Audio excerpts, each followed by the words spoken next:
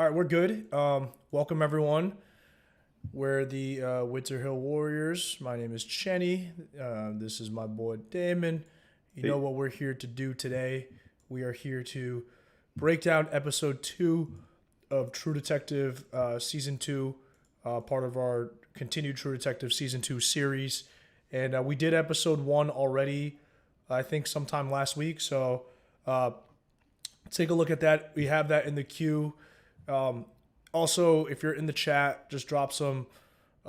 Anytime you know our audio is off or whatever, just let us know in the chat or just drop comments if you have things to say. Without further ado, Damon, any thoughts before we get cooking on this? happy to have you guys joining us as we wrap up a Labor Day weekend and try to avoid the inevitability that is our everyday jobs. Oh But man, season two, episode two, we get a little more into the tangled web of Vinci. I think we are still in lukewarm territory as far as clarity. And I remember the people were pretty confused after this one too, but a pretty banger of an ending, if you will. yeah, this is the one I remember. This is the last episode I watched the first time I was watching this, and then I didn't watch anymore. But it wasn't because I was like, "Oh, this shit's trash." It was just I think I got too busy at that time. But rewatching this was nice. But let's just get going. All right, scene one. We opened up the episode, and I titled this scene "Frank Semyon Contemplates" because he gets word that Casper's dead. So we ended last what was it last episode with Casper's death, right? Yeah. And so Frank is kind of just in bed. He wakes up. It's early morning. He's just like, man, what the fuck is going on with my life?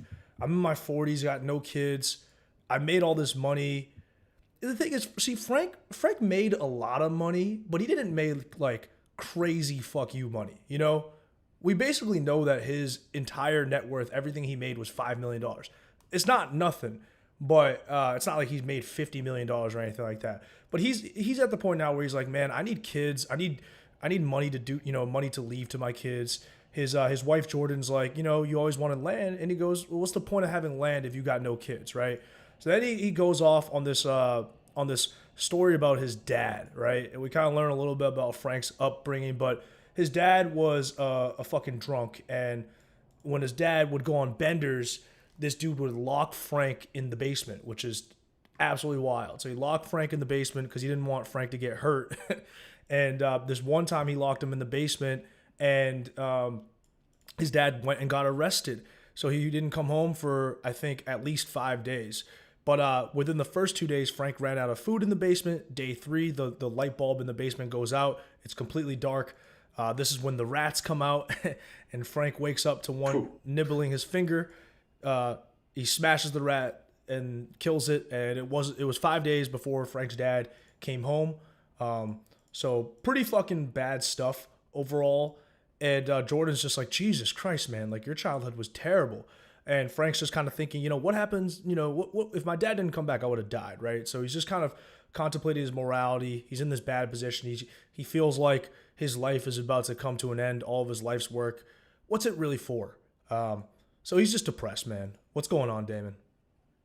I did like the insight we got to Frank as a character because you see where he, for lack of a better term, grew the instincts to be a savage, right? Smashing those rats around as a kid is disgusting, but what else are you going to do if they're biting you? Jordan was moved throughout it. It's a little convoluted when he wraps it up and it loses some impact because we get hit over the head with the idea that we already know, right? Probably could have capped it after the paper mache metaphor, but his new life is moved away from his old one, like you said, Chen. It isn't like he just started 4 or 5 LLCs like the average schmuck over in LA and just rolled those up and is trying to get into a big investment deal. The things that he started take blood, sweat, focus, and there are no rules, right? Whether you're running a club, whether you're running whatever shipments he's taken in and out, he basically rolled a bunch of these little high pressure endeavors into one shot at the big reward, if you will, right? It's kind of rare that we get the POV of the gangster in the noir flick to this extent. He's just trying to chart that path forward by distancing himself from the dirty work in the streets, a la Stringer Bell. Now that the cash is gone, where does that really land him? That's where we get the nice, like the paper mache metaphor was cool, the water stain in the roof, a deeper symbol that maybe his new life is just sort of surface makeup and doesn't actually have a strong foundation, isn't really what it's cracked up to be, if that makes sense. And they keep on talking about their conception issues, like the dying world idea. This kind of reminds us of last episode where Ray had issues conceiving as well. Like without the kid, what is it worth? So we see a Frank and Ray connection again too. Yeah. And the shot at it all, that strikes a nerve with me, Damon, because Friday night we were at Mohegan Sun and I got Yes. absolutely fucked. But I'm not going to talk more about it because I'm going to get mad, but let's keep going. All right. So we then cut right from Frank's contemplation to now, Casper's autopsy. And this autopsy scene is also cut, like you kind of get the cut of all of the three detectives kind of getting their marching orders. So Yeah. I actually like the way that they filmed this. Anyone who has been a proponent of this season, congratulations. Like this season, there are some quality moments in this season, like a lot of quality moments. So this was cool. But so basically, like they go through how Casper died and stuff like that, and then in between that, they'll show us how Woodrugh gets involved in the case, like what his orders are, same as Bezzerides and same as Velcoro. So we start off and we learned that Casper had hydrochloric acid poured in his eyes. He had Xanax and alcohol in his system, so he was drugged. He also had gonorrhea, so good for him. So Tough mix. tough, very very tough mix. And we see obviously we ended last episode with Woodrugh discovering the body because it was in Ventura County. Bezzerides gets involved because she works as a detective for Ventura County, like police department, and then because it involves Ben Caspere, the city manager for Vinci, that's why Velcoro is involved. So all three of them are there. This is their first time working together, and so we kind of see the negotiation amongst the higher ups on who gets to take the case. It's really funny because in The Wire, you remember that season 2? Oh man, I don't want to spoil anything, but basically, like in The Wire, like homicide detectives are fighting to not take on the case because they want to keep their clearance rates higher. And then in this one, everyone wants jurisdiction of the case because they want to like kind of run it for their own purposes. So we see these are like the gray suits, or not the gray suits, like the tan police uniforms. That's Ventura County, and that's Bezzerides' superior. So they're like obviously they're involved because this happened in their county. But then state gets involved. So I don't know her first name, but I know her last name is Davis. And then the Asian guy, his last name is what is it? Forgetting. Geldolf. Yeah. Geldolf. Yeah. He's the one that went on the air first about it, right? Yeah. I mean, as an Asian person, like that's a crazy last name. Maybe he was adopted or something. They should have just made his last name like fucking Tran. But so Geldof is the attorney general right now, I think, and then this woman, I think, is another like state attorney general. There was nothing on them for the wiki. So if you're in the comments, if you're live right now and you can correct me on what her official title is, you can. But either way, they represent the state. So they want to get involved on this case. And we have this 3-way meeting between Ventura County PD right here. Then we got fucking state. And then we got obviously our corrupt motherfuckers from Vinci, Lieutenant Burris and Chief Holloway. So they're all like, why is state involved? And long story short, that story that was published in the paper from episode 1, that first part of an 8-part series, remember Velcoro beat the fuck out of the reporter and silenced him on behalf of Frank. But, that first story was enough to get the state kind of interested, and now they want to investigate Vinci. And obviously this makes Burris and Holloway, as members of Vinci PD, very nervous. So they kind of just have that little negotiation. And then we also then cut to Davis talking to Woodrugh. So this is Davis and Geldof, right? Like when they first talk to Paul Woodrugh, they're like, hey, listen, be our detailed investigator, like be a specific state investigator. And now remember, Woodrugh technically right now is on leave, right? Because he got accused of like some sexual harassment or something like that. So he's on leave, and he technically shouldn't be working, but because he found the body, the state views him as a way to maybe like, get their own man in on the case. So they're essentially like, hey, we're going to like give you just state privileges right now. You help solve this for us, and we want you to look into Vinci PD. And if you do well by us, then when this is all over, we're gonna offer you a chance to remain an investigator, and you could be in line for a state detective shield. I'm gonna pause here, Damon. Do you know anything about what that would represent in terms of like a comp increase? Like, do you have any family in I do not, but I have to imagine that bumps you, especially this is around 2015. That's got to take you well into. I don't think any of these three are in six-figure range right now. I think Okay. it takes you to a healthy six-figure range. Yep. And all right, that's a good guess. And Woodrugh is just like, yeah, I just want to be back on the bike when this is over. All right, so that's how Woodrugh gets involved. A little bit more, then it cuts back to the body of Caspere, and they basically say like he was tied up and bound and all that stuff. So that's not surprising. He was hung upside down. Then we see how Bezzerides gets involved. So this is Bezzerides' boss, O'Neill, and he basically tells her, hey, look, uh, you know, Davis wants you to investigate Vinci PD as well. And there's a guy that's going to be on the case with you. His name is Velcoro, who we know. And we know, or we have word that Velcoro is also compromised. So he might be a little bit corrupt. Now, they're not wrong. Velcoro is corrupt, but he's not in it to get rich. He just wants to fucking get custody of his son. But Davis then tells Bezzerides a little bit more info. She says Ben Caspere was into a lot of LA County money.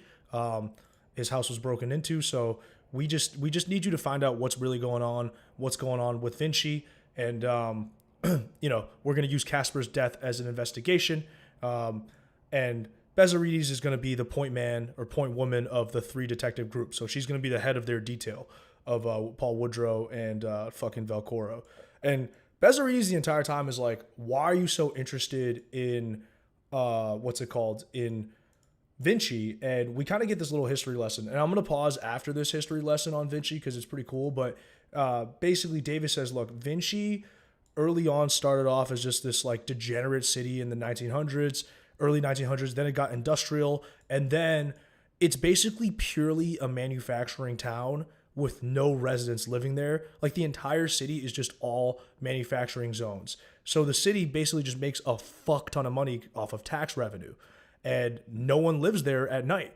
But they have, I think, like 70,000 people commuting or something during the day. Either way, the city also pollutes a fuck ton. It's the worst air polluter in the state.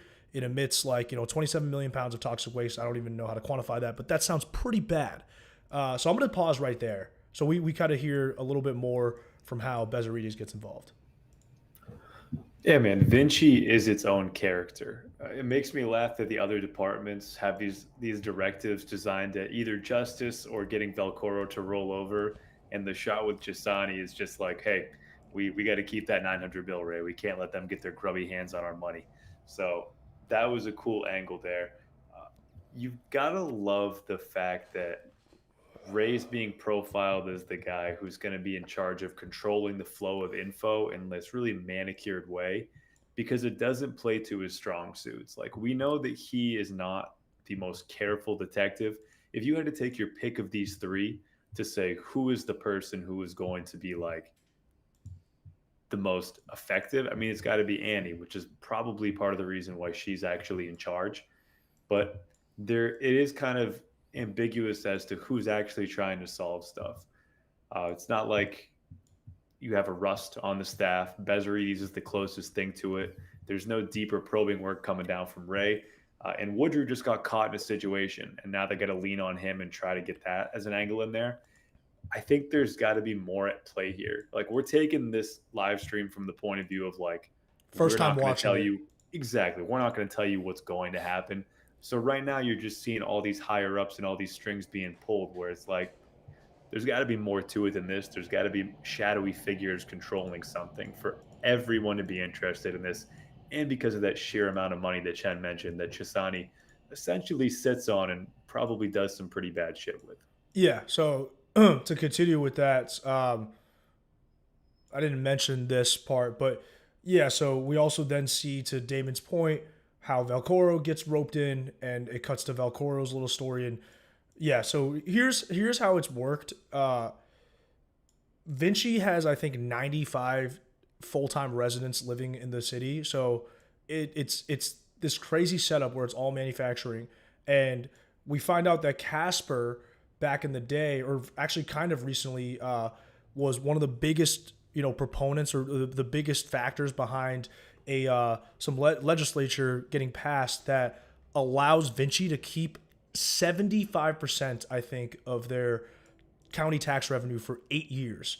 So that's a shit ton of money. I don't know, like when we were growing up, there was a town, like there was the towns that we played against that had malls in their town would make so much money off of taxes that all of their kids got iPads and like their facilities were always absolutely lit. So this is kind of similar where Vinci is getting rich, and Caspere was a big reason behind that. Obviously, this makes the slimeball mayor Chessani pumped about that as well, and it amounts to 900 million or something over 8 years, which is a fuck ton of money. And these city officials are taking a healthy bite of that. And Chessani also says that the reason why state well, that's the reason why actually. Let me go back. That's why state is interested in this case, or that's Chessani's reasoning. He's like, the Attorney General Geldof, he's pissed. He wants the state to get some of this money. We kind of fucked him over on that deal. Now they're just looking for an excuse to fuck us. And apparently like Vinci fought against the EPA somewhat recently, and they won that EPA case. So there's been a lot of embarrassing L's being delivered to state from Vinci, and Chessani thinks that this is why state wants to fuck these corrupt motherfuckers from Vinci over. So that's kind of the backstory of why Chessani is pissed off about this and why state wants in. Their marching orders to Velcoro, like Damon says, they don't really give him clear orders. They're just like, yo, make sure that nothing that comes out of this investigation fucks us over. That's essentially what they say to him without actually saying that to him. And so he's like, he doesn't even know. He's like, do I solve this or not? And they're just like, yeah, just make sure it's clean. All of this is clean. So yeah, were you gonna say something, Damon? You and Dixon got to make sure this is clean. Dixon, the esteemed investigator, Yeah, exactly. Like they gave him the worst fucking investigator, and they're like, yeah, you and Teague Dixon, make sure that basically just make sure that someone else gets blamed. Make sure nothing comes out of this investigation, but solve Casper's murder because we want to know who killed him too. Like it's just this weird thing, and they don't really treat Velcoro very well, which is interesting to me because if my ass was on the line and this detective was involved, I'd be like fucking I'd be calling him the king. I'd want him to know that I have his back. But whatever. So then that's the backstory of how all three detectives get involved, and then it cuts back to the body of Caspere. This is kind of gruesome, but the killer also shot his dick off. Very, very tough stuff. And his official cause of death is a heart attack. So he was just taking so much damage that he died of a heart attack, and then after he was dead, he spent several hours in an upright position, which we saw those scenes from in episode 1, where he was just kind of getting driven around, and there's no prints under his nails, nothing. So very, very well carried out murder for the most part. Anything to say, or am I good to move to the next scene? No, you're all good. You're all good to keep moving. This Ray and Frank scene is pretty awesome. Yeah. So obviously, we know that Velcoro is on Frank's payroll because the money that Frank gives Velcoro allows Velcoro to get the lawyer for to try to get custody of Chad. So Velcoro tells Frank, about all the findings with Casper's murder, and Frank's like, dude, what the fuck? Like, who would burn his eyes out and then shoot his dick off? Like, that's crazy. Somebody clearly wanted to know something. And this is bad for Frank because Frank gave Caspere $5 million, and now he's dead. So Frank now needs to investigate deeper because he needs to find a way to get his money back, or whoever the killer was. Like he just needs to get more answers because he's in a really bad position. So he's saying like somebody's making a move, and Velcoro's out of the loop, right? He doesn't know about any of this. So he's asking Frank some questions like, what's going on? What deals? And this gets Frank mad. He's like, hey, you don't get to ask me the questions, all these things. But he does give Velcoro a little bit of a summary. He says there's a lot of money moving around upstate, big deals being done. That's all you really need to know. And Caspere was important to this thing I had. And, I got to clean this shit up right now. So you got to go solve this fucking case by any means necessary. And I'm going to pause it there if you want to say anything. We can dig into a little bit of Frank here. He is a prideful man in these first couple episodes. Whenever he thinks that he is losing his position, it's not only the fact that he's not where he was before, it's the fact that other people are going to find out about it. So whenever he has to reveal more to other people, it's almost like when a little kid tells a lie and they have to like explain what they lied about. Like it's a very sensitive topic, you know?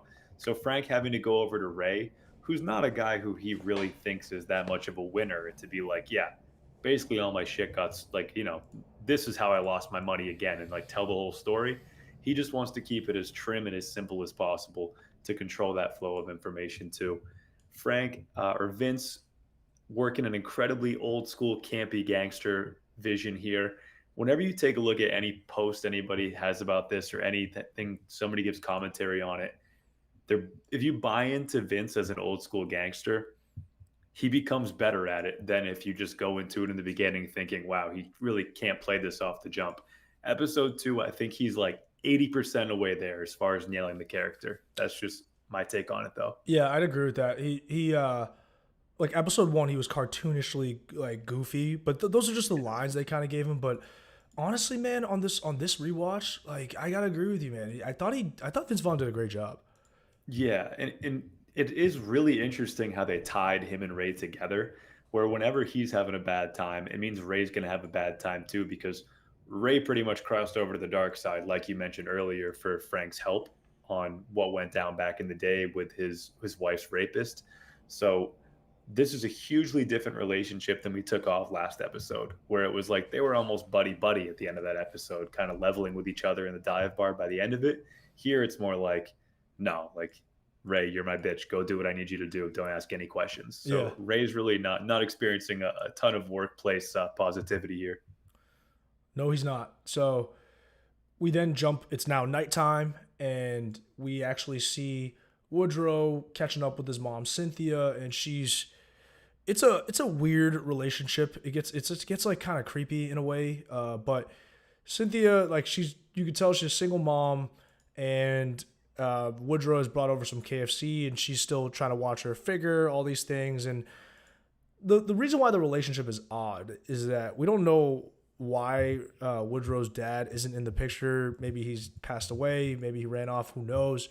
But he was, according to Cynthia, like an absolute pussy hound, and Cynthia's like proud of that, and she thinks that Woodrugh is a hound as well. And Maybe we have an alternate universe where Woodrow's dad is Marty. I like that. I like that a lot. And like, Woodrugh, there's some questions right now emerging about his sexuality, right? That we get from this episode. So Woodrow's just like, look, girls are nice to me or something. And then his mom's like, all the girls are nice to you, Paulie. It's because he's hot, right?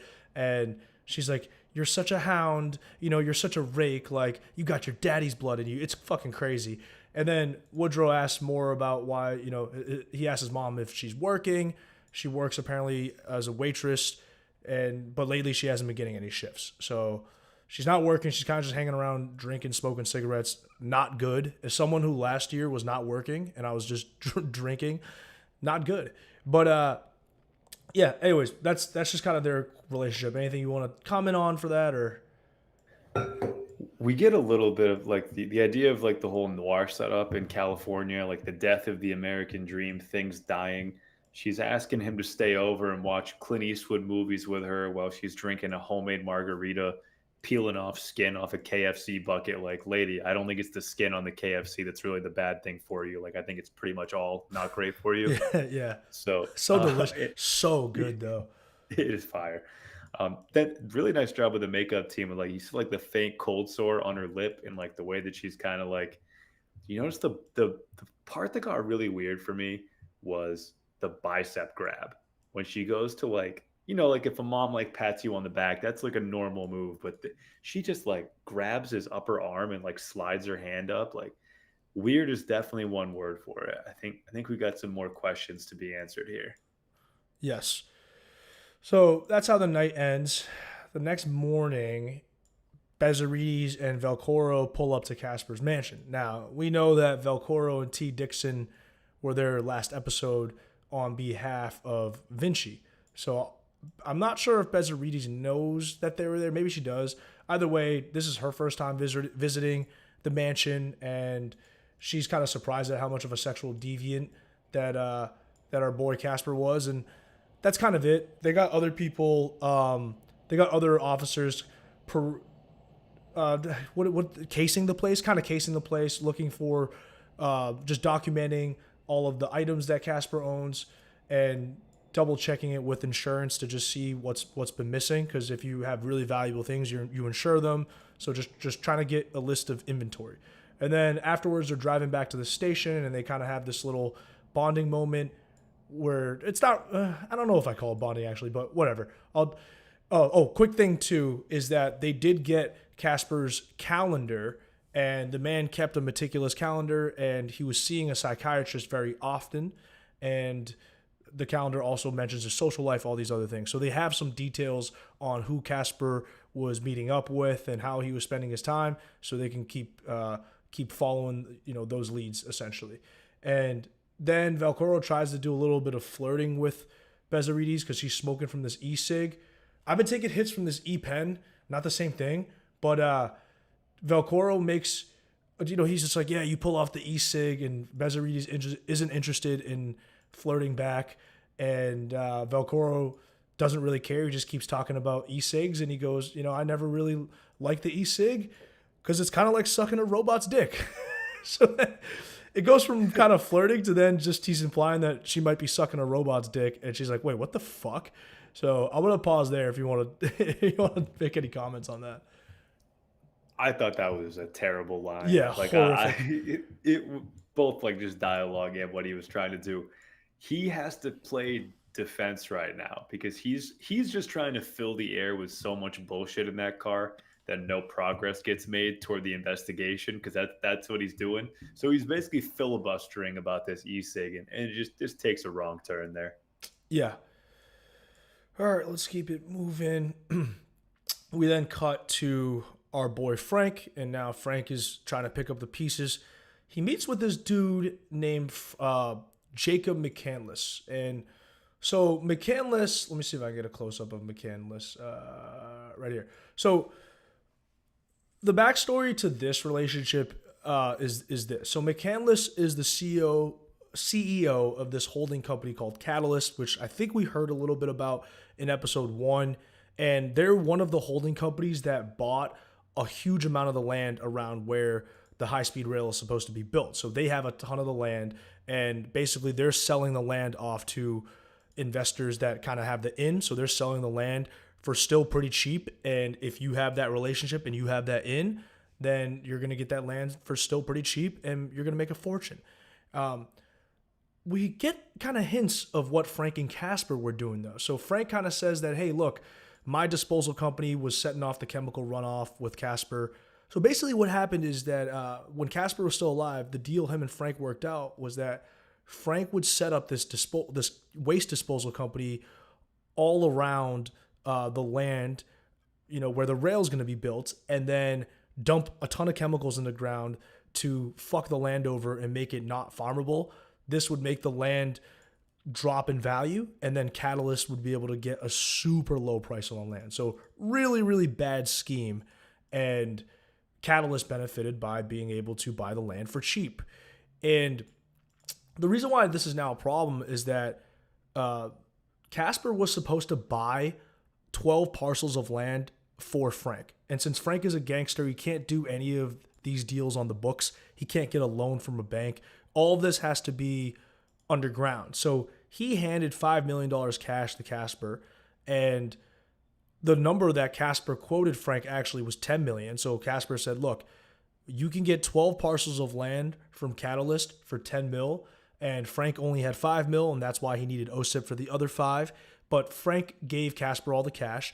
But according to McCandless, this finance guy, Caspere never bought anything on Frank's behalf. So Caspere basically stole Frank's money, and to make matters worse, Caspere quoted Frank $10 million for 12 parcels, but McCandless says that, look, it was only $7 million. So, Caspere grifted another $3 million off the top. Frank is pretty foolish for not checking in with these things. You always got to be careful getting into business with politicians when you're a gangster. But now Casper's dead. So Frank's just trying to lobby to get his share of the land, but because that purchase was never officially made, McCandless is like, look, I can't give you the land. Casper never bought it for you. And but he does tell Frank this, look, you can still get the land for the same amount, 7 million, the actual amount, not the 10 million bullshit number that Casper gave you. We'll sell you the 12 parcels for 7 million, but you got to get the 7 million. So to Frank, that's a fair deal because look, at the end of the day, McCandless is not the one who screwed Frank over. It was Casper, and that's that. So Frank tells McCandless, look, I'll get the 7 million.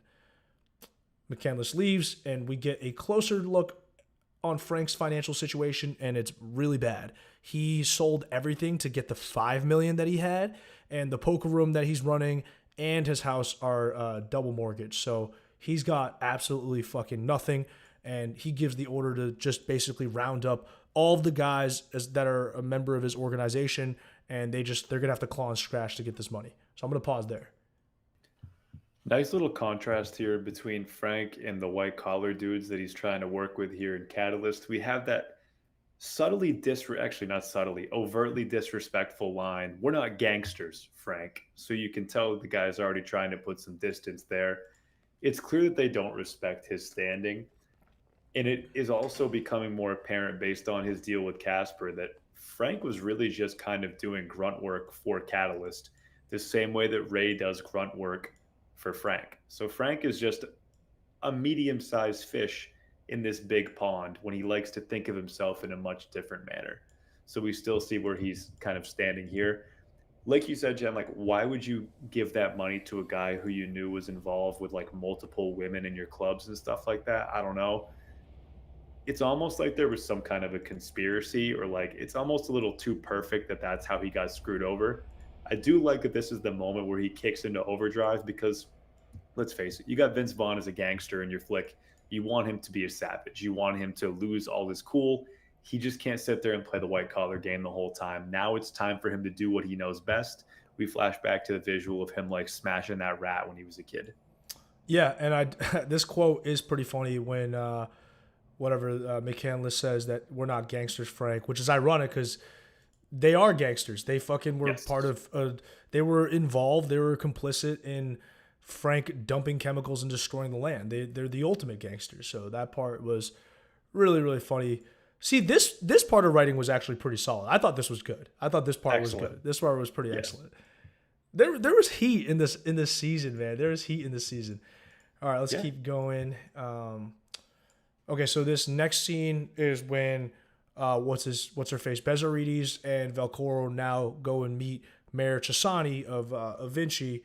Now, obviously, we know Velcoro got his marching orders, so this is pretty awkward for him because he's still got to play both sides. So Chessani is pissed the entire time Velcoro is there, but there's nothing Velcoro can do.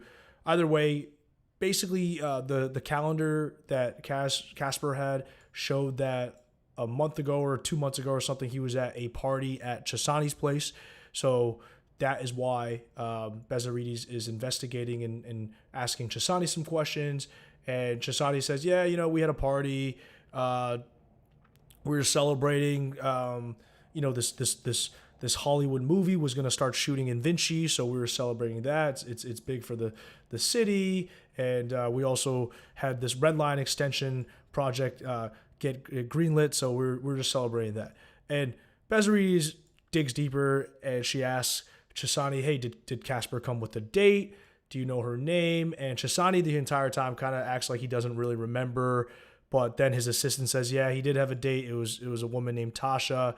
And Caspere left my place around 11 to 12, blah, blah. So Chessani's playing coy. He clearly has a relationship with Caspere. Bezzerides knows this, but he wants to distance himself from it.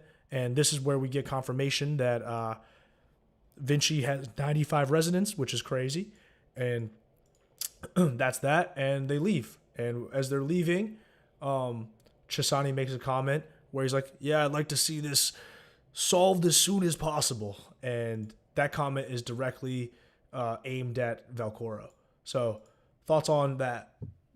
That was a halfway decent Chessani, man. I'm not gonna lie, dude. I am Chessani. Chensani. So when he's going to that decanter in the corner, is he grabbing water or is that So I was actually something asking the same sick? thing when I was going through this. I'm like, I know right now he's drinking water, but at first I thought he was drinking booze.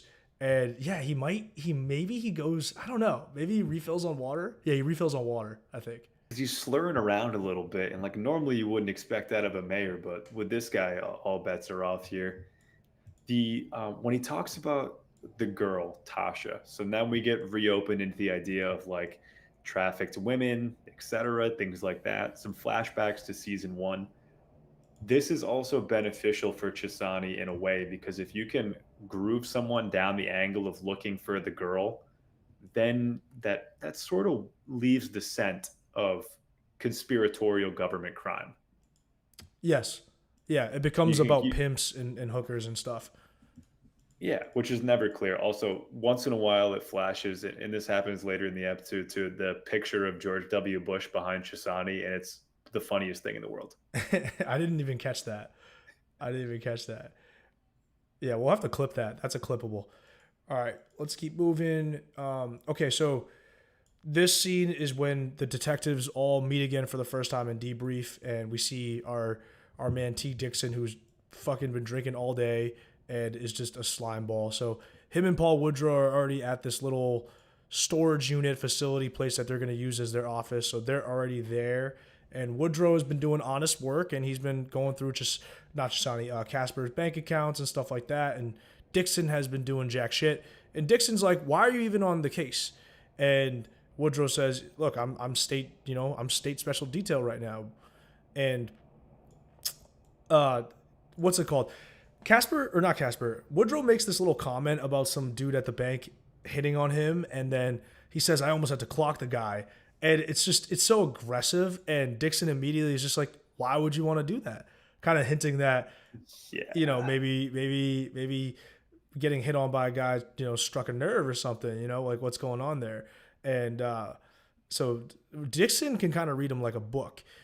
But before this gets even more awkward, we see Bezzerides and Velcoro return, and they kind of all uh, show each other and explain to each other what intel they've gathered. And the intel that Velcoro and Bezzerides have gotten, additional intel, is that they've now gotten like an inventory of all the items that Caspere had insured at that house, and there are indeed things missing. So they can contact all of the pawn shops in the area and put out what's called a pawn sheet, so they get notified if anyone tries to sell off these items.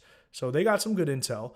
And then Dixon says, "Look, I don't got shit, but Woodrugh has some good stuff right here." And Woodrugh says, "Look, I don't really have anything from his bank accounts other than this consistent once a month $4,000 cash withdrawal, which is pretty sketchy." And Velcoro then looks and cross checks it real quick with the calendar that they have, and he notices that the withdrawals seem to come around the same time, which is purely empty days on the calendar. So there are days on the calendar that Casper's not putting on record because he's definitely doing some really sketchy shit. Now, there's some GPS data. This part got a little bit confusing, but basically government officials, right? Do they get vehicles? They have like GPS tracking data. Is that what this is? And Yeah. and so the GPS data says nothing, but he had another vehicle, I think, this Mercedes that was leased to him by Catalyst Group. So now that's just weird. Suspicious. Very suspicious, right? That Catalyst Group would give him a car, and that GPS has some readings, and it shows that Caspere was hanging around NorCal in like neighborhood, in places like Fresno and stuff. So there's some stuff for them to go off on, but T. Dixon's just kind of being an asshole the entire time, and then just kind of walks off. And this quote was pretty funny. This is another example of just kind of the overwriting on this, or maybe underwriting on this season, but just the cringy quotes that come from the season that kind of mask how good of a season this honestly is. As Dixon leaves, Bezzerides asks Velcoro, "You tight with him?" Because they're both from Vinci PD, so she wants to know. I know where you're going. and then Velcoro's response is, "I'm not tight with anybody," and Ultimate Sigma. yeah, just I get the concept of that line. It's in some ways it's kind of sick. In some ways it's kind of a dope line, but there needs to be a better way to just kind of link those two lines together. But for all intents and purposes, Velcoro doesn't give a shit about Dixon. So Bezzerides now knows that she can fully hate Dixon. And so they split up, and that's pretty much that. Yeah, the big deal here, like for Caspere to be that tight with Catalyst, all of a sudden Caspere loses 5 mil as he is killed in a very mysterious way. We got to keep going up the tree, man. There's got to be something going on here. Yep. So then this scene is just a little side scene where Velcoro meets up with his ex-wife, or at least he actually first thinks he's meeting up with Chad, but Chad's not there. And I think his ex-wife's name is Gena. And Gena tells Ray that Chad's not coming, and we're going to try to petition for sole custody because I know that you beat the fuck out of Whit Conroy, the father of the bully Aspen, and that type of behavior is just unacceptable. Me personally, I loved that scene, but obviously you could see why Gena doesn't want Ray around her son because the guy is just ultra aggressive and is just a nut job. So she tells Ray, hey, look, we're going to try to take the son away from you, and if you try to block us on this, I'm going to take a paternity test. So neither of them truly know if Ray is the father, because the rape occurred around the time when they were trying to conceive. So there's a chance that Chad is the son of the rapist, and that would hurt so bad on both sides. That'd be horrific. It'd be horrific. So she basically just threatens to drop the nuke, right? Because they don't know that the paternity test is going to say that, but they don't even want to take the chance. So she's like, I'll drop the nuke if you fight me on this. And it's actually enough to hold Velcoro back. He has a little flip out, but there's nothing he can really do. And she just says, yeah, get out of my life, essentially. And you used to be a good man, but after that incident happened, you've just turned into a straight monster. Anything you want to add on this? Pros and cons to this one. Pros. I do like how they retrace Ray's decision to go for the revenge and how that poisons him and he becomes a worse guy with every ensuing move he makes. That's a cool moral choice. I like that. But there is something to be said here for why people might have been turned off right after season 1 happened for this season.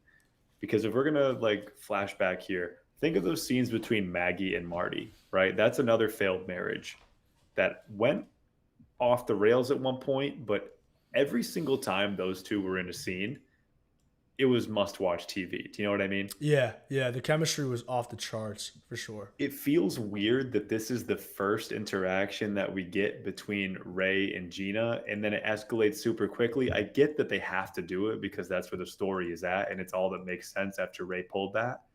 But it's a weird combo of dialogue and frantic delivery because you don't have much time to build things up the way you had in season 1 with the less storylines going on here. So by bringing more characters in, we see little things like that get crowded out. Like the chemistry is not really there. Yeah, you're bad, Ray. You're a bad person and you're bad for my son. Would have hit so much different if it was Maggie talking to Marty about the daughters last season. Same goes for the lines about Ray being decent later on in their combo. So I just feel like I need to know a little more about who Ray was before the case happened to really get a full picture of him besides him just lusting after violence. But, you just kind of feel something more. Even if you look at season 3 with Hayes and Amelia, we get a lot more scenes with their build up, stronger context to their relationship that make the moment stick a lot more. So if you got to be the bad guy and you got to look at this and say, why did people not love it when it first came out? Little things like that are kind of lacking. Like the side characters in the main characters' lives are not adding a ton to what's going down here, if that makes sense. Damn, bro, you just cooked. Yeah, that's such a good way to put it. It's just too many little things that they try to add this season, and then they're not giving things proper time to just kind of slow cook and build up. Because you're right, this scene, there was something missing from this scene, and I couldn't put my finger on it when I was watching it at the time. But it's just that there's no chemistry between these two. These two don't seem like people who are ever in love. Even the scenes right now are awkward and forced. And I don't know, if you're in the writer's room, do you just say, hey, let's cut that part of the storyline? Because they obviously want to give Ray some reason for why he is the way he is. You could have went potentially, maybe he just lost a child, like his child died, but then they already kind of used that for season 1 with Russ' character, so they probably didn't want to reuse that. So I don't know. I think it's just you have to just workshop how to do this a little bit better, because you're right, Damon. There's no build up to this relationship, and it doesn't feel real. No, I personally would have used her instead of the stepdad last episode. Yeah. Just show us from episode 1, get us used to it, and maybe show like a cordial interaction before it gets to this, right? So something a little more reasonable, yeah. Yeah, like first interaction is like, yeah, I'm taking your son away. that's pretty. You're fucking, a bad man, right? That's I'm pretty. taking your kid. You used to be a good man, but now you're a bad man, and I think you killed that guy. Like, all right, let's keep going. Next scene. So now, all right. So this is like the next day. All right, you're gonna have to explain this scene to me, because I don't, and I forget if we get more color on this, but basically this city official looking guy or someone in a white collar position gets bullied a little bit by Frank's goons. He gets roughed up a bit, and Frank then comes over to talk to him, but he doesn't say anything. He just goes, man, it sucks that happened to you, man. That was pretty crazy, man. And it's just weird. This was weird. I don't know what this was, but he just kind of just threatens the guy and says, certain things you did are gonna come back to pay, and I just wish you'd figure it out. And that's kind of it. I think this guy's involved in Vinci. I think Frank says, oh, or you run a book in Vinci's sweatshop. So what was this scene like? What was Frank's reason for intimidating this guy? Does he do you know? So he talked about running a book in a Vinci sweatshop, which I think would mean running gambling behind the scenes without giving Frank of the cut. Does that make sense? Yeah. Oh, okay. And then I do think that he is in on, like, he's in with the other government goons too. So picture like a Chessani underling who's like running game behind his back and not paying up. Got it. So Frank, okay, that makes sense. See, they should have explored this a little bit more, but that's fine. A little bit. It was kind of hilarious to me. It's like, gee, pal, I don't know why what they would have done that to you. Like, yeah. Do you know anything you might have done to cause this? It's just, I don't know. That's one where it's like, dude, can you just please tell me? Don't show me. Just literally tell me. Tell me what's going on. All right. So next scene, Bezzerides and Velcoro, they go see the psychiatrist that Caspere is making appointments with. And the psychiatrist's name is Dr. Pitlor. And he practices out of this beautiful, just fucking gorgeous facility. Like, goddamn, he's making money. And what's weird about his practice is that they have a section for cosmetic surgeries, and that's weird for a psychiatrist to be doing cosmetic surgeries. That's a whole different field. So they ask a little bit about that, and the lady walking them through says, yeah, the clinic also does some cosmetic stuff. So it's basically like, hey, if you're depressed about being ugly or not hot, we're gonna make you hot, and that's how we kind of treat your depression. Just a healthy way to fix those problems. Yeah, very healthy way. So then we actually see Dr. Pitlor himself. He looks just straight like a sleazeball, and they ask for details about Caspere. He's obviously reluctant to reveal details because it's patient-doctor confidentiality, all that, blah, blah, blah. Either way, he does fold and say, look, I was treating Caspere for anxiety, and he also really liked younger women, and he liked to pay for young prostitutes, and then it made him hate himself, so he would come here and talk to me about it, and he was my patient for 3 years, and that's that. And then as they're leaving, Pitlor asks Bezzerides, he tells Bezzerides, hey, look, do you happen to have a father named Elliot? And we met Elliot last episode, and it turns out that Pitlor knows Elliot Bezzerides. Back in the day, there used to be like a hippie. I don't know. He basically did a little bit of like psychiatry work for that like religious institute that Elliot was running, and it was a tough place to grow up for a kid, and that's the type of environment that Bezzerides grew up in. So I'm gonna pause there.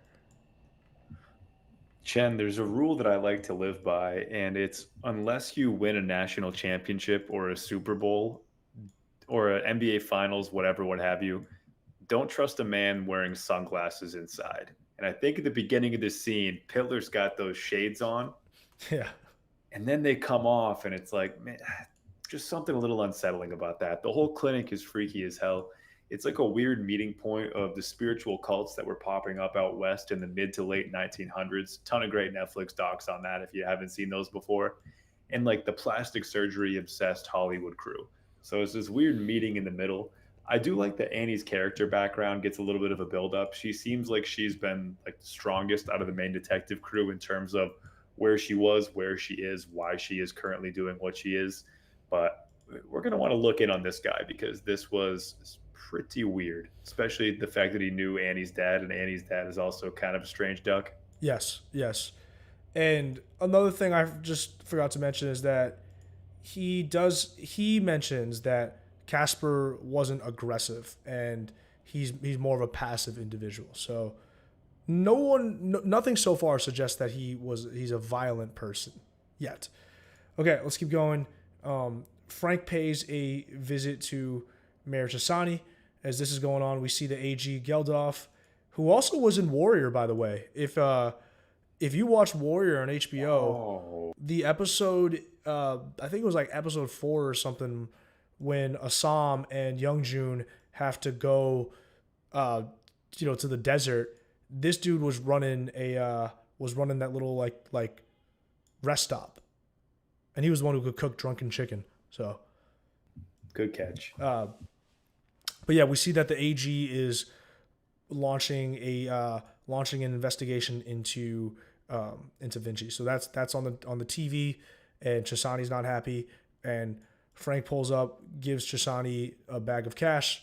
So we know the mayor. This is our first explicit confirmation that Chessani is corrupt because he's accepting kickbacks for allowing Frank to basically run the poker room. And Frank is here to tell him, look, I'm 10K short. I just need a couple of weeks to get the money back. This makes Chessani unhappy, but Frank then gets pissed because he's like, look, I ran a tight ship for 6 years. I got your son. So now we know that Chessani has a son. Frank says, I got your piece of shit son out of a hit and run where apparently Chessani's son was his entire face was layered in cocaine. So he was just on drugs. So his son's, a fucking bad guy as well. Chessani himself doesn't really like his son. And he basically tells Frank, yeah, don't have kids. They're a disappointment. But Frank's mad that Chessani is pressing him now because he's like, look, I've done good business for you for so long, and you can't give me any leeway. I've gotten you out of trouble. You can't give me any leeway. And, that's kind of their interaction. But then Chessani also tells Frank, like, hey, someone else on the outside, another organization has been asking about the poker room. So if you don't get your act together, I might give the poker room to them because they say they can make more money. So Frank is now feeling the pressure from all sides.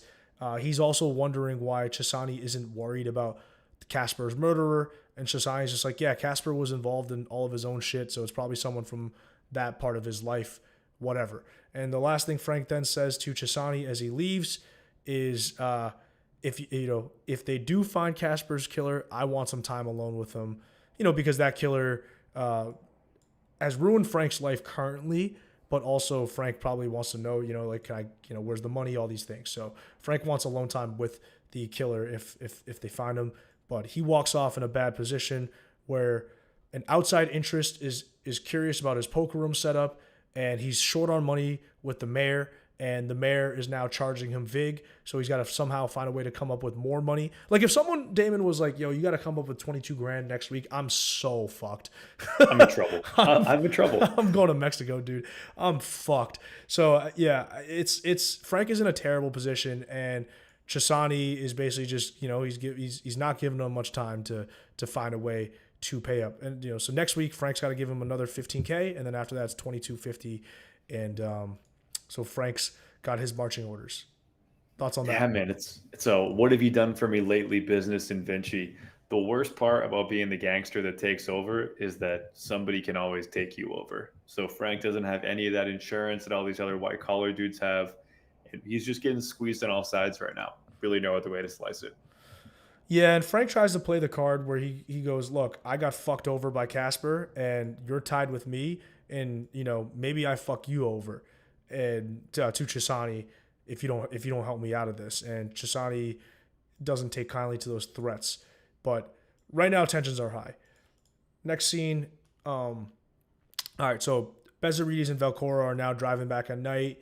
I think Bezzerides is dropping Velcoro off at home, and they're kind of talking a little bit about the findings during the day.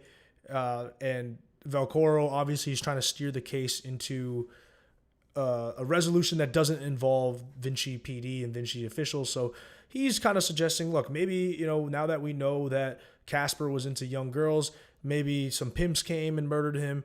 Bezzerides isn't really convinced about that theory because she thinks that, look, there's just too much stuff involved with this. The torture, stealing his shit from his house, and this dude was involved with a ton of money.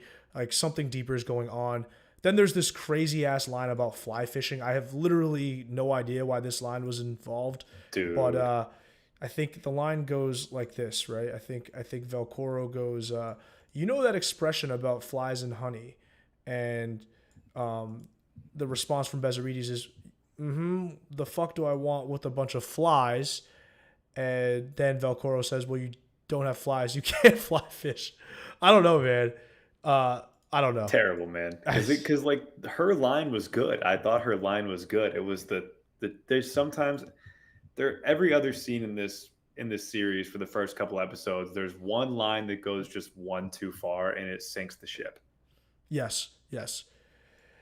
So that line is delivered, and then they're continuing to drive back to Velcoro's place, and they talk a little bit about just the city of Vinci itself. It's basically just run on sweatshop labor. It's, they basically just get cheap, illegal immigrants and new immigrants, I would imagine, to just come work in their factories, pay them a fraction of what they should pay them, and then the government officials and the businesses get rich, right? So that's basically kind of how Vinci runs. And they kind of talk a little bit about that. It gets a little bit nihilistic, a little anti-capitalism because capitalism is evil, all this stuff. And then Bezzerides asks Velcoro a little bit about himself, what his background is. He mentions the LA sheriff type of stuff, that experience that he had, and blah, blah, blah. He also knows that Bezzerides has gotten the briefing on him. So he like basically tells Bezzerides, look, I know you know about my history with my ex-wife, that there's rumors of me killing the rapist of my ex-wife, all of that stuff. So I know that you've done your research on me, basically just putting the cards on the table type shit. And Bezzerides doesn't deny it. And she goes, well, are any of the rumors true? And Velcoro kind of gives a non-answer and then flips it back on Bezzerides and asks about her and why she carries that knife essentially in her boot. And she, Bezzerides doesn't trust men. And she says that, look, in this line of work, I could get killed by any of the men that I could apprehend. They could just overpower me. It's just the differences in strength between the sexes.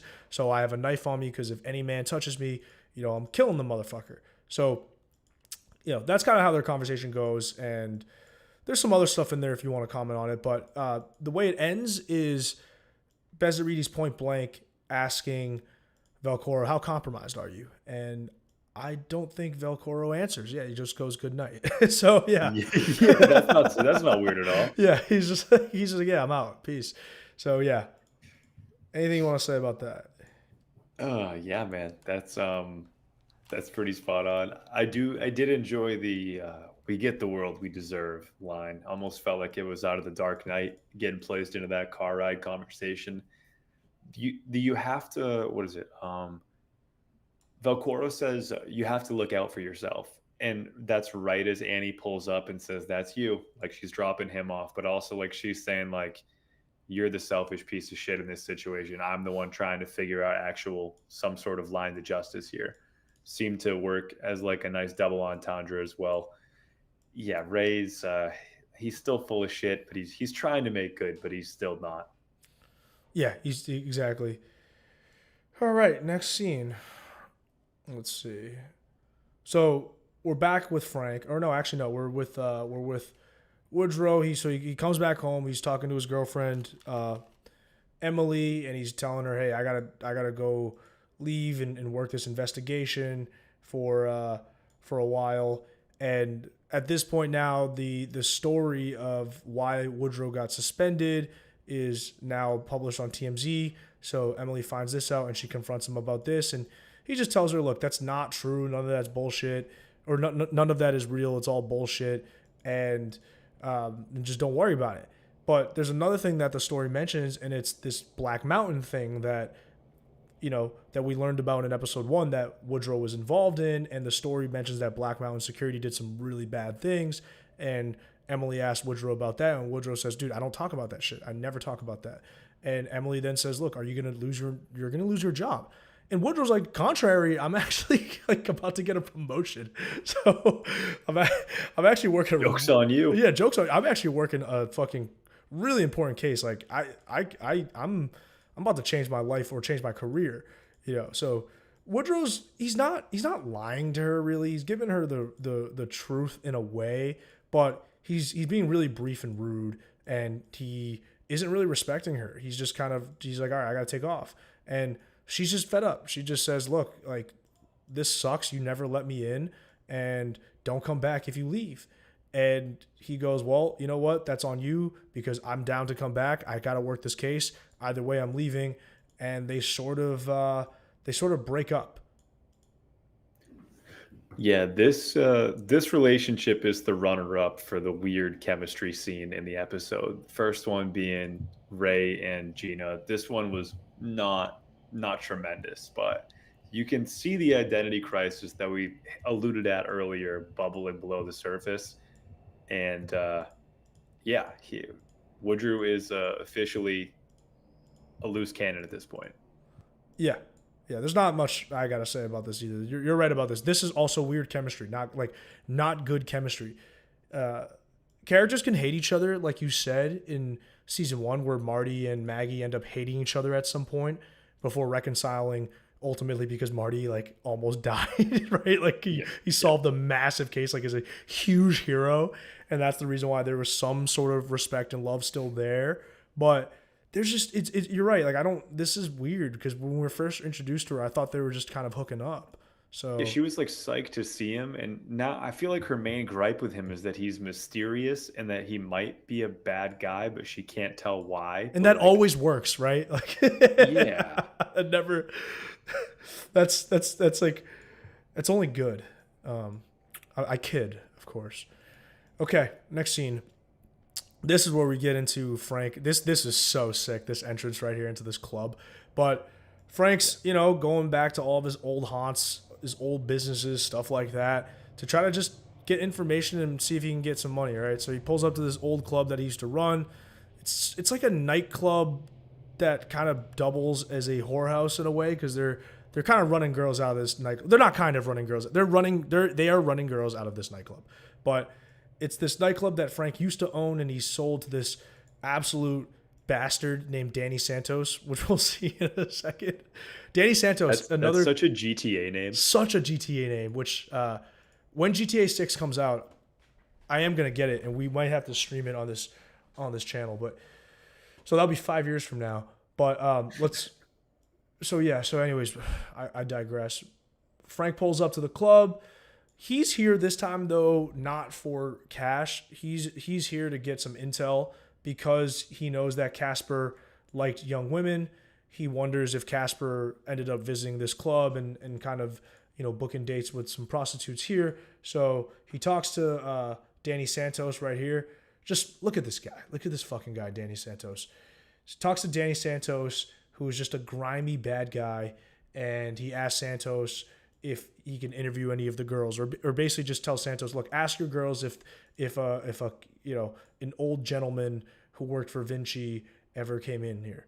And we actually get a match. So there is this one young girl who's working there who says, yeah, like he actually booked an appointment with me.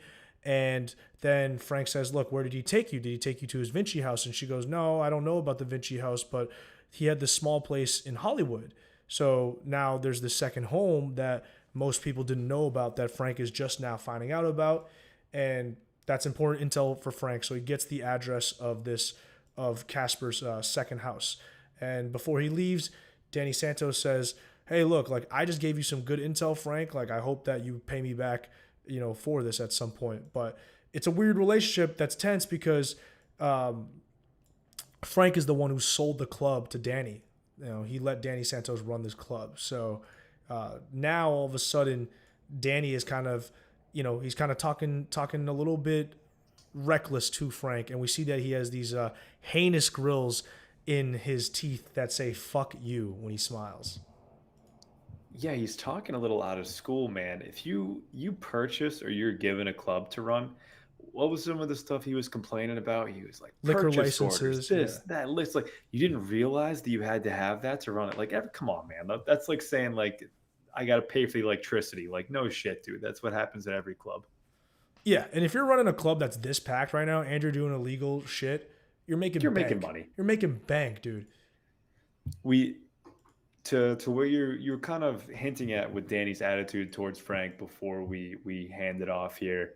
Frank is getting it from the guys above him, and he's got some hungry guys below him who sense weakness, right? This is the animal kingdom. Once you have a drop of blood in the water, the sharks start to circle you. And Danny is a very interesting shark. I feel like he would be a nice little co-star in like Spring Breakers with James Franco back in the day. That's kind of the vibe I'm getting from him. But Frank's definitely got to keep his eyes peeled. Yeah, good call. He's got the younger guns nipping at his heels. They think that he's weak. They think he's getting old, and then the older guys don't respect him. So it's a fucking terrible place to go. Frank's got to start killing some people. That's the only answer. So then we get to the last few scenes of the episode. Bezzerides is at this hotel because I think everyone's kind of just relocating temporarily for this case. So she's just been staying at this hotel, and she's kind of doing research on some just local escort services because, just to dig deeper into the Caspere angle. And I got to fast forward to this because it ends up turning into porn. But A little more than just research purposes. yeah, At some point. yeah, exactly. At one point, she just ends up masturbating, I think. But she gets a call from her partner Elvis, who tells her, "Hey, look, remember that missing girl Vera from episode 1? That was when they delivered the eviction notice." See, I gotta keep repeating these things like I'm a fucking like I'm a school teacher, Damon, because there's just so many moving parts that if you don't repeat them, you're like, Yeah. wait, where's Vera from again? Why do we care about Vera? Yep. So I kind of repeat them for myself at some points. But basically, in episode 1, they went to go serve an eviction notice, and then this woman was like, "Why don't you guys go try to find my younger sister Vera? She's missing." Blah blah blah. So Elvis has done some research and got an update. Vera's former roommate called him and basically said, "Look, Vera a few months ago called me from an address in Guernsville or something, which is NorCal, and I think that's one of the places that the GPS on Casper's car was at, right?" Yes. Yeah, we had that mentioned before. And I think there was I might be conflating this too, because like you said, like I feel like Guerneville is also where they talked about Annie's the crew she was with, the good people or whatever, run by her dad. I feel like they had a settlement near there too. Yeah, let me see if I can find that.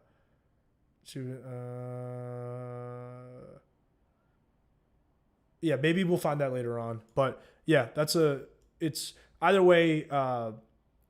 There's some sort of involvement with Vera here, and we get confirmation of this with this little tip. Then we see Velcoro, and he's now meeting up. I'm gonna skip this little Woodrugh scene because it's like he's just kind of looking out and smoking a cig, or yeah, right, yeah, that's what he's doing. Is he staking someone out, Damon? So I think he just starts to stake out what like the Prost angle here. To me, it's a very minor scene, but these are the Woodrugh scenes that really started to reel me in. Like Kitsch is a very good dark demeanor guy, and sometimes a longing stare while sipping a beer and looking out into a crowd of prostitutes can tell you more than 100 lines of dialogue can about a guy. So I enjoyed that scene, even though it was pretty brief. Yeah, he kind of got fucked over from his career because he had John Carter, which then didn't. It was like that was supposed to be the launch off, but it just wasn't a good movie. I watched it. I Should have actually been cool. could have been cool, and then kind of having this. I felt like we didn't really hear much from him after this. Yeah. He needs to come back. He needs to come back. So then we finish with Velcoro and Frank. They're having their meeting again at this at this dive bar that's run. Do you know what the woman who runs the bar is? Her name is? No. I couldn't find it, but Is it Rita? might be Rita. It might be Rita. Might be. So they're kind of having the debrief meeting. This is a place that Frank obviously feels safe exchanging information. They've met here before, and Frank gives Velcoro the address of Casper's second home in Hollywood. He's like, yeah, go investigate. And as Frank gives Velcoro this info, Velcoro kind of starts talking about, I might just be out of the game. Like, the whole point of this is for me to get custody of my son, but if I lose it, then what's the point of all of this, right? Like, that's the only reason why I need the money from you anyways, is to just get the lawyer. And this obviously freaks Frank out because Velcoro is one of his best soldiers and he's highly effective. So Frank's just like, dude, get the fuck out of here with this talk, Don't talk like that again. And Frank says, look, I can line stuff up for you. You get me out of this jam, you might end up being, chief of Vinci PD. That's a $300K a year job, right? So look, like, stay focused, essentially. You could get a crazy lawyer for that. You could get your custody of your kid back. And that, the kid angle in custody is the one thing that keeps Velcoro in the loop, keeps him on the hook this entire time. And that's how their meeting ends. I'm going to pause before going on the final scene. So her name is Felicia. Felicia. The lady running the bar. Felicia. Okay. There is that little line there from Frank. You used to be a hard man, talking to Ray. Felt like projection a little bit. Like he's taken some of his own criticisms to heart here because he himself is trying to get fired up to collect all the cash he can and basically just go buck wild again and become the monster in the 90s that they said he used to be, just to get himself back in the game here. So again, this is like the perfect setting for these two to look in the mirror and see each other because they keep on coming back together here. And then you see like all the similarities in their arc and how they're just like indefinitely tied together. The fact that Ray is not interested in Felicia, even though he might be interested in her, but he's not like really trying to go on a trip with her or anything like that, comes back to the comments about Frank, like saying, hey, Ray, you got to find a woman to control your baser tendencies. But Ray is essentially only made up of base tendencies at this point. And then in the background, we have another song about love. Yeah, these bar scenes, honestly, were pretty fucking good overall. And I like the character the actress who plays Felicia, because like Damon touched on, she has this crush on Ray. She's clearly someone who's trustworthy because Frank conducts his meetings there, and she has a huge soft spot for Ray and does float out the idea like, look, you're weary, you should come vacation sometime in San Miguel, Jesus Christ. And Ray's just not open to, romance right now. He's got his own battles to face. But yeah, good call on the song in the background. This singer, she fits the aesthetic as well. And I do really like these bar scenes.